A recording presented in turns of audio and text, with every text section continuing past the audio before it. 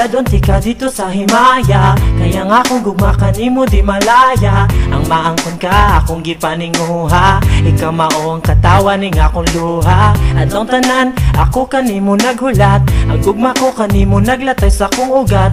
Unta nga hatagan nimo higayon, nga imo nang tubago nang akong giingon. Para nimo itugyan ko ang tanan, dawata lang ning gugma ko kay nagpaabot ra ko. Naghuwat nga dawaton mo, kining gugma nga gipakining kasing-kasing. Unta dawaton mo kay nagpaabot ra ko.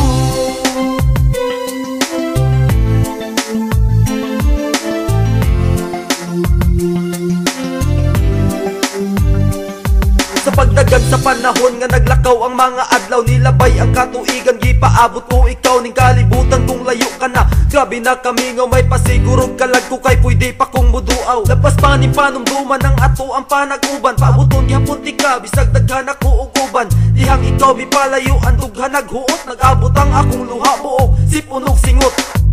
Para nimo itugyan ko ang tanan, dawata lang ning gugma ko kay nagpaabot ra ko.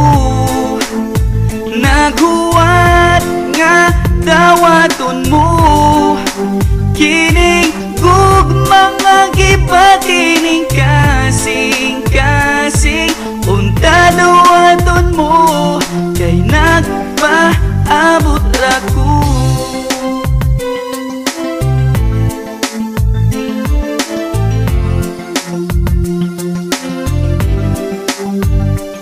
Akong napadayag ang gugma ko kay mura kag si Marian. Wako'y paki kung sa una day ikaw kay nasisaryan. Pila pa ba katuig nga angay kong huwaton, dili pa ba igo akong itsura. Pare mong daw ako naniguro pa baka nga wala kay karibal. Hala tawga ang NBI og ipa-imbestigar inday. Hapit na ko malibat sa sigi og hinuwat, sa mga tamis mo tubaganos ako makadawa.